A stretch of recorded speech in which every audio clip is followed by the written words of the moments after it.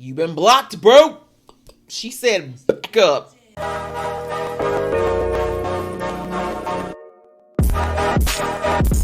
Guys, it's your girl Aisha, Kate Geek XX Chic, and we're back with another reaction to Cobra Kai. We're now into season 2, episode 1, which is called Mercy Part 2. So we ended season 1 with the return of a character who is quite controversial. Definitely was the secondary villain, one could say, in the first Karate Kid movie, and primary villain, one of the primary villains in the third Karate Kid movie. But I think really what he means and represents to Johnny in particular, it puts him in a very gray area. You know, I talked about it the last season that Kreese was a bit of an anti-hero where Johnny's concerned. He was a father figure, someone who helped Johnny out during a very rough time, but we also know that he was poisonous and abusive and manipulative as well. So we ended with that note, but also after the All Valley tournament had occurred, and we see that there's a few relationships that are fractured because of it. One, of course, being Sam and Miguel. They're no longer dating. And of course, that between Johnny and Robbie, everyone's kind of in their own corners at the moment. And Daniel realizes that things have got to change, that he's going to help get karate, a healthy form of karate, into the valley. He's going to have to do exactly what that Johnny did and start his own dojo. So I'm about to jump in, but if it's your first time to my channel, welcome. Thank you so much for coming.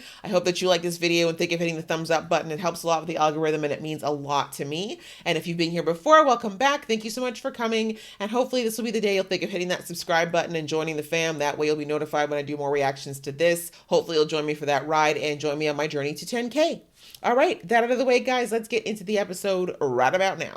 Congratulations. You shady mofo.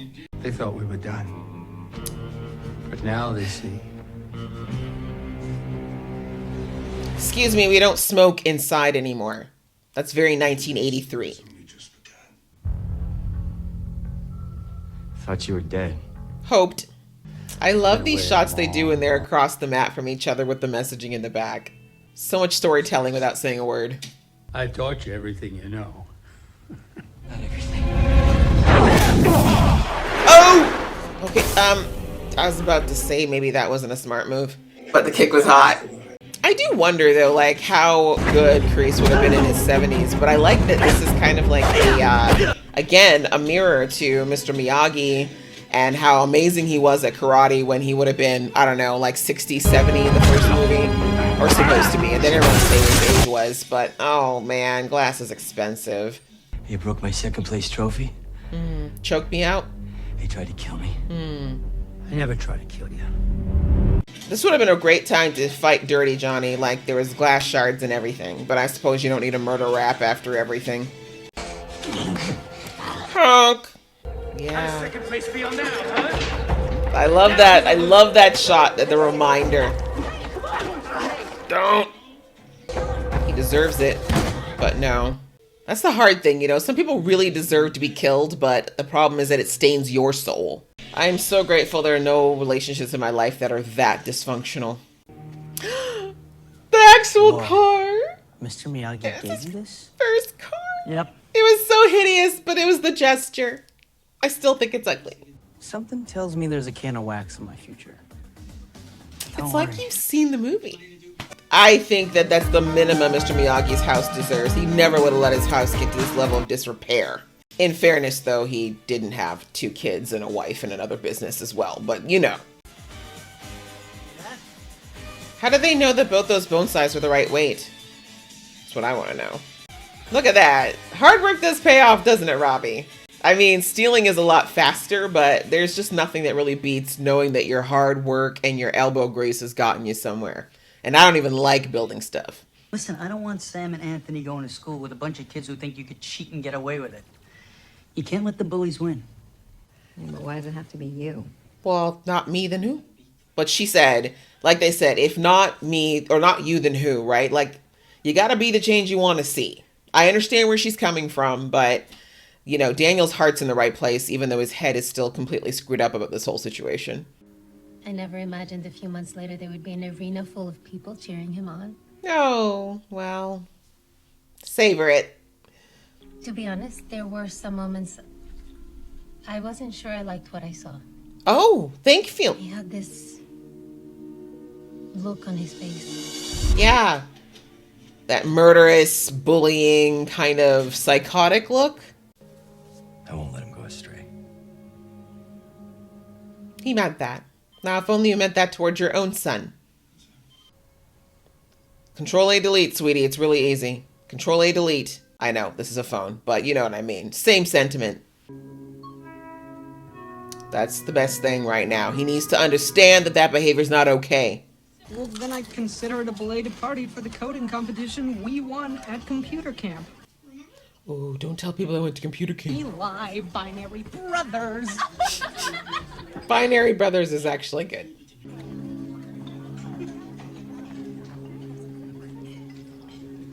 You been blocked, bro. She said back up.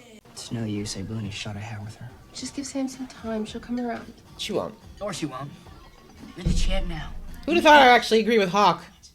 It's funny watching this back now, seeing like, because it's back to back, because obviously the first time I saw these, there was the 6 or 8 month break in between. And it's amazing how much the kids changed, right? Like when you actually work with real children, how much they shift just in 6 months or half a year. It's just nuts. Kids change a lot. I understand why directors don't like to work with growing children. And bring me a cup of Sanka. Red hot, just like you, Dollface. Spit in everything, ma'am. Every last part of it. So I re-enlisted. I ran strikes in Desert Storm. I trained SEALs in Afghanistan. All off the books. Sure you did. I want proof. Where are the receipts? Our society has gotten weak. Kids today are coddled. They get trophies just for showing up. Ain't nothing wrong with a participation trophy. Yeah, that's a nice little speech. The only problem is, there is no we. Period. You had no life before you met me. His life is great. Remember. Sort of financially. He just went from one abuser to another, unfortunately, but let's not talk about that. The world may need Cobra Kai, but we don't need you. But he could have and should have said 30 years ago. The only problem is that Kreese is a manipulator. I hope it's full of spit. It's just a toy. Then again, not everything in Miyagi-Do is always as it seems. Is this wall a wall? Or is it a portal to another dimension? That's the Medal of Honor. The highest honor awarded by the U.S. military. That was one of the sweetest parts of the first movie, was that moment where Mr. Miyagi actually let Daniel in and told him about the hardest time of his life. Ugh, I still get chills remembering how Pat Morita delivered that. It was so well done. Second rule of Miyagi-Do karate.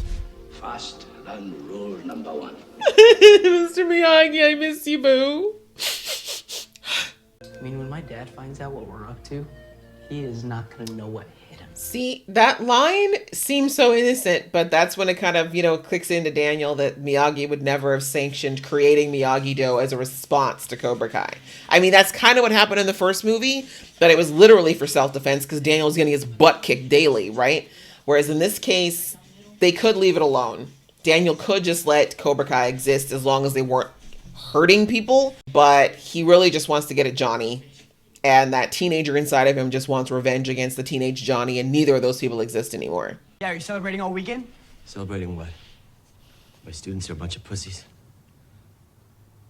Diaz, Hawk, up front. I mean... Did you purposely attack your opponent's injury? Yes, Sensei. See? You think that makes you badass? That's what you train them to do. And the baddest badass is the one who beats his opponent when he's at his strongest. Not when his back is turned. Facts, though. Not when he's injured. Also facts. Is that understood? Yes, Sensei! However, right before the tournament, you told him to win by any means necessary. So you're being a little contradictory here, Johnny. Those are pussy moves. And you don't want to be pussies, do you? No, Sensei! Excuse me, vaginas are one of the strongest things on the planet, sir. Yeah, it's a rough one because Johnny's not wrong, but he did literally train them to be like this. And now he's mad that they're actually acting the way that they've been trained. Yeah, but what about no mercy? You taught us to win at all costs. Need the Oprah gif. I wasn't taught the difference between mercy and honor, and I paid the price for it. Amen. It's only because you have the potential to be better than I ever was. You want that, don't you? Yes, Sensei. See, this is the way you should have approached it in front of the class.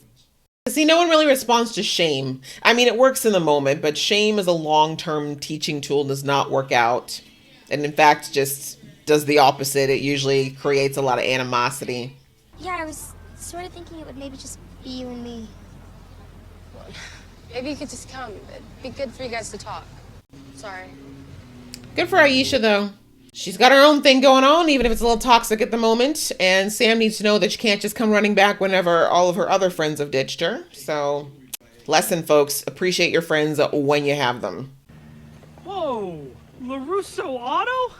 Chopping prices. Look just like him. Is this your son? What's going on? They don't look alike at all, but ow. How's your shoulder? It's getting better. No thanks to you. You knew that was coming. Look, I know you're pissed at me. You have a right to For be. the last 16 years. I don't want there to be bad blood between us. Yeah, well, you kind of ruined that when you told Diaz to fight dirty against me. I didn't tell Miguel to fight. Didn't, but he did. Hey, you don't know Mr. LaRusso. He is a better man than you will ever be. Daggers. Daggers to the heart. Daggers to the gut. That was too much. Teenagers say such hurtful shit sometimes, and it's not our... We don't know better, but gosh, I even think of some of the things I said to my mom, and I feel so bad for them. I apologized, of course, but you just don't think about how things like that really hurt. My point is, Sam, you think the world revolves around one person, but then you meet someone new. You find that the world's a lot bigger than you thought. My enemies, they're my friends. At least they used to be. Thanks for trying to help, Dad. Operative word being trying. I love how in both these chats that they've had with their kids, the men are still so much, again, in their own heads about their own issues about each other that they're not hearing what their kids are actually wanting. Robbie doesn't want to hear about him training with Daniel. He wants to hear his dad say, I'm trying to spend time with you. I want to know what you need from me. And the same thing with Sam. Sam wants to hear, like, how do I get through to my boyfriend, ex-boyfriend that I still like, and make him realize that this place is toxic. The moment those tears leave your eyes, you lose. And I don't teach losers. Do you understand, Mr. Lawrence? There's nothing wrong with tears. I mean, that's such a toxic moment right there, but it also is a coping mechanism that worked for him in dealing with a really rough situation. This is why it's so messy, and I love that the show examines that this is not a simple black and white, good and evil situation, especially when it comes to parental figures in our lives. It's a form of meditation Mr. Miyagi taught me to use whenever I lose focus. It's kind of a kata. The goal of Miyagi-Do karate isn't to fight them. It's to show them a different way, right? A better way. For them and everyone in the valley. Better objective. I mean, the house has been painted and the deck's been sanded. Sending him off the hook? No, we're gonna find something for you to do. Get on over here. Right? There's like hedges that need trimming or something. You guys should both get some rest, because this summer, you're gonna be spending a lot of time back here together. A little foreshadowing there.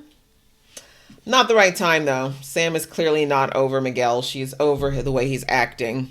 And he is a good kid at his core. He's just very misguided at the moment. I'm sorry. Oh. Old Kreese would never have apologized to a student. I just couldn't stand seeing you lose. You couldn't stand it. That doesn't change what I did. He rehearsed that in the mirror. You know he did. Oh, Johnny wanted to hear that so much. What's sad is he doesn't even realize that Robbie's in like the same place right now. I am the guy who always rooted for you. Until you tried to choke me out in a parking lot. Let's not forget that part. I bought this at a $1.99 store. I fixed it for you. Keep it. You were always the better fighter. Uh-huh.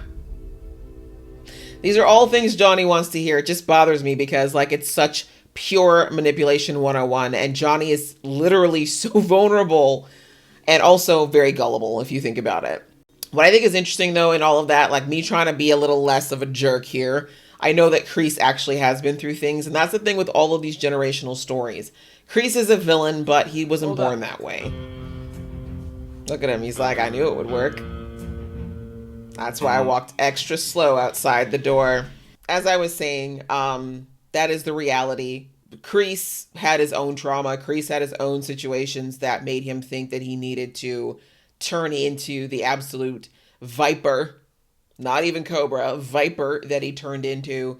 And he genuinely thinks that he was teaching these kids something that was going to help them get through life and not go through what he did. But of course, we know he lost his soul and his sense of just general empathy and humanity in this journey that he thought was, the righteous one. But anyway, clearly, like I said, this is where it gets messy, right? Because he's a villain to us, but I'm sure, foreshadowing, obviously, we're going to get this story at some point, but I think it's interesting how it becomes very cyclical in moments like that where he's talking to Johnny. So anyways, that was episode 1 of season 2, and Kreese has managed to weasel his way back in, but we knew that that's what he would do because, as I said before, Kreese was always a manipulator. That is something that Johnny's not that familiar with, but Kreese is a master at. That is one of the reasons why Cobra Kai worked as well as it did, and the indoctrination that he gave them was so good. But we also see that Miguel's still starting to think a little bit more about what happened. I mean, I don't think he really feels badly about how he won the competition. He still doesn't see what went wrong there, but he definitely is not happy about losing Sam. He doesn't understand why he followed the Johnny Lawrence 101 of how you become a badass, and he still didn't end up with the girl, but he ended up with the trophy. And I think he's realizing that the trophy doesn't feel as good as having the connection that he very much values. But again, he's in a very weird place, right? Because he does like that he feels more confident now and that he's not the kid being bullied anymore, and he's got all the respect of his fellow students. So there's good and bad here, right? But that's all part of growing up, right? As a 16, 17-year-old boy, he needs to figure out the kind of person he wants to be and what aspects of who he is versus what he's learning from Johnny he should keep and what he should try to change as far as the kind of person he wants to turn into. And as I said in the episode, the way that Johnny handled kind of shaming the kids, him and Hawk, for the way that they fought in front of the class, I don't agree with that. I don't think that shaming is a good way to teach anybody. As I said, is it effective? Of course. People don't like to feel shame. It's uncomfortable in the moment. It might change behavior, but really what it does more often than not is create resentment in the person who's been shamed. And we already saw the look on Hawk's face, the look on Miguel's face. They were more upset and they felt more embarrassed than they actually were hearing what Johnny had to say in that moment. Miguel knows Johnny well enough to know that Johnny often speaks in ways that are very rough and inappropriate, but really that his heart's in the right place. So he was able to go and talk to him later and get the real reason why they were being chastised for doing exactly what Johnny told them before the tournament, which was to win at all costs. But, for someone like Hawk and the rest of the class, they're not going to necessarily get that nuance. And the way that Johnny talked to Miguel afterwards, when he was like, I just, I don't want you to be the way I was. I want you to do better. Fighting dirty is what got me here in the first place. I want better for you. That was what the kids need to all hear. Like that's what he should have presented to the kids instead of just, calling them the P word and basically, like I said, shaming the boys. But again, it's a growth process for Johnny as it is for the kids. And overall, I think that it was handled the best way that Johnny knew how. But as we know, these types of things are the kind of things that will start to slowly but surely create divides as far as how people feel they should take the lesson that Johnny has given versus whether or not they should change it or amend it based on what Johnny's saying now. Another great episode, great kickoff, of course, to season 2 when it was first aired. And I'm enjoying going through this whole journey again. Honestly, it's just bringing back so many memories and so many things that I probably didn't even catch the first time I watched it. So I hope that you enjoyed watching along with me. If you did, I would appreciate it if you give this video a thumbs up, and we will see you in the next episode.